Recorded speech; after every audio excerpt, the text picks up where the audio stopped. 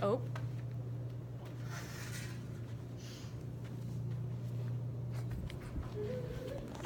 Okay. French 12th century monks and Serena Williams have one large thing in common: tennis. This sport has taken the world by storm for nearly 1,000 years, and learning the history and technicalities of the sport will help you understand tennis as a whole. Tennis has been a large part of my life since I was 5 years old, and my exposure to it has informed me of the various dimensions of the sport. The tennis we see today only comes from its great history, the way the game is played, and how the sport has evolved over the years. Without the creation of the game, the culmination of the sport today would not have been possible. The origins of tennis are highly disputed, but there's no denying that it has a long history in Europe. An article from the website of the Olympics wrote that the original concept of the game stems from monasteries in 12th to 13th century France. And they also mentioned that the original game was called Jeu de Paume, which means game of the palm. So literally, instead of using rackets, they just used their hands. So imagine some 12th century monks just standing in a room with a net, and instead of using rackets that were invented in the 16th century, instead of using their palms.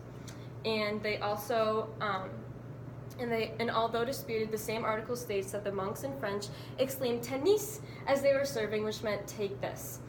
The sport quickly became popular, and France created 1,800 indoor courts in the 13th century, according to a study.com lesson. And the public wanted to leave indoor ball games and find a new sport to play. And that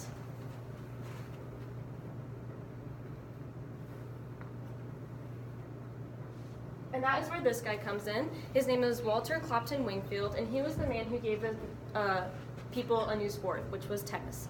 And the International Tennis Hall of Fame wrote that Wingfield published the official rulebook of tennis in 1874.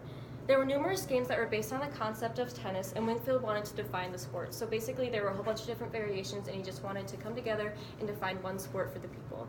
Wingfield's original equipment he used is much different than today, according to Britannica. So instead of using a normal rectangular shaped court, he used this hourglass shaped court. So at the baseline, it was a lot wider out, and and near the net, it was a lot narrower. And the tennis ball was rubber and instead covered in white flannel.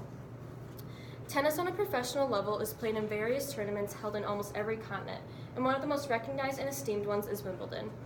The All England Croquet and Tennis Club opened some courts and were convinced that they needed a tournament for the people to play this new game. Wimbledon in 1877 was the first tennis tournament ever to be held, only 3 years after the creation of the original sport. And the rules of court size, scoring, and serves were set at the first competition, and they are still practiced today. Now that we have the basis of the sport, there are certain rules and strokes that are followed by the players. The technicalities of tennis, such as the main shots, court types, and scoring, define it as a sport. And there are 5 major shots within tennis: the forehand, backhand, volley, overhead, and serve. So I'm going to show you how to do those. So for the forehand, it's just one hand on it, and you bring your racket back, and you just swing through. And then for the backhand, you put your other hand on top, and you bring it back, and you swing through over your shoulder. And for the volley, you go up to the net, and you just push the ball kind of like that right over the net, and you do the same thing on the other side. And then for the overhead, it's when the balls are really high up, so you scratch your back, you point your hand up, and then you just go over like that. And then for the serve, you have the ball in your hand, you throw it up, and you just go over like that. And tennis has 4 different court types. The very first court type, which was first played in Wimbledon, was grass. And the second type of court is the clay court, and there are very few because of the amount of maintenance that is required.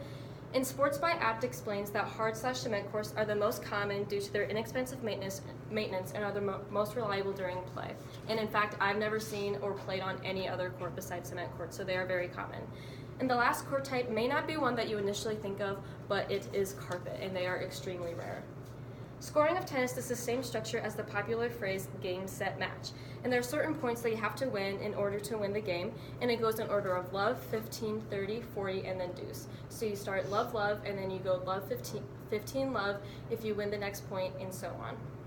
And although there are major areas of the game that have survived to the modern day, it is notable that some aspects have evolved over the years. The advancement of society and technology has led tennis through various different avenues. The outfits you see on the tennis court today are flexible, short, colorful, and comfortable, but this has not always been the case.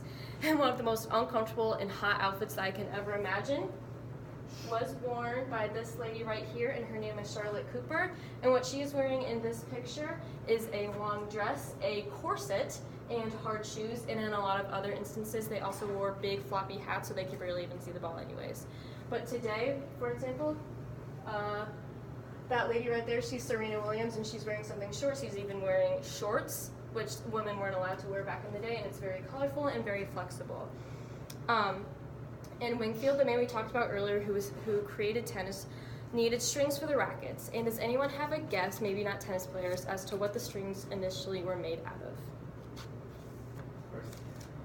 They were originally made out of sheep guts.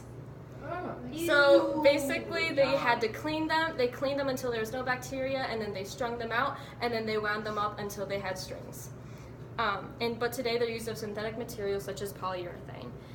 And white was the color of tennis for some time. In fact, well, most of you guys imagine the ball as being neon yellow, but actually it used to be white until 1976 when tennis was first broadcast on TV, and no one could see the ball actually being played, so they said that they needed to change the color.